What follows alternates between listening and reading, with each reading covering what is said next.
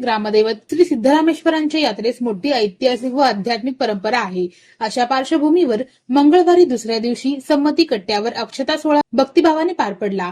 यंदा सदर सोहळ्यात नामवंत कलावंत तथा तबलावादक श्रेयस मनोज कुमार कंगळे यांनी आंतरराष्ट्रीय कीर्तीचे सुंद्री वादक भीमण्णा जाधव, कलाश्री व व्यंकटेश जाधव यांच्यासोबत तबला वादनाचा मान मिळविला। यंदा प्रथमच कंगळे यांना संधी मिळाली।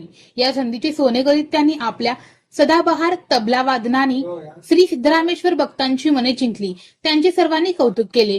कंगळेंनी तबला वादनातून एक प्रकारे श्री सिद्धरामेश्वर चरणी आपली सेवा अर्पण केल्याचे दिसून आले।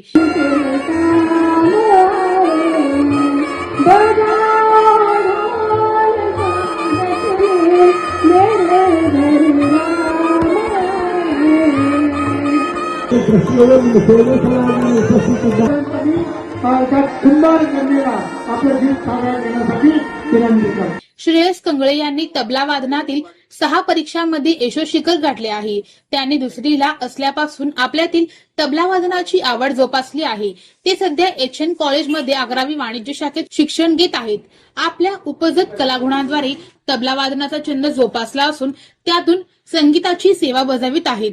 त्यामुळे समाधान लाभते, अशी अभिमानास्पद प्रतिक्रिया तबलावादक श्रेयस कंगळे यांनी दिली आहे। नमस्कार, मी श्रेयस मनोज कुमार कंगळे। आज नंदीध्वज अक्षदा सोहळ्या प्रसंगी मला तबला वादन करायची संधी मिळाली व पंडित भीमण्णा जाधव, व्यंकटेश कुमार जाधव आणि कलाश्री जाधव यांच्यासोबत साथ करायला मिळाली। पंडित भीमण्णा जाधव यांना मी आभार मानतो की त्यांच्यामुळे मला सिद्धेश्वर चरणी तबला वादनाची सेवा करायला मिळाली। त्यांचे पण आभार मानतो व अशीच मी सिद्धेश्वर चरणी प्रार्थना करतो की पुढं आयुष्यभर मला त्यांच्या चरणी तबला वादनाची सेवा करायला मिळाली।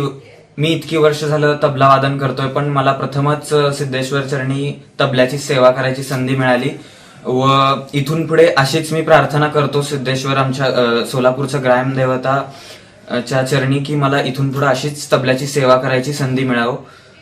धन्यवाद। श्री सिद्धेश्वर महाराज की जय। कंगळे यांच्यावर सर्व स्तरातून अभिनंदनाचा वर्षाव होत आहे।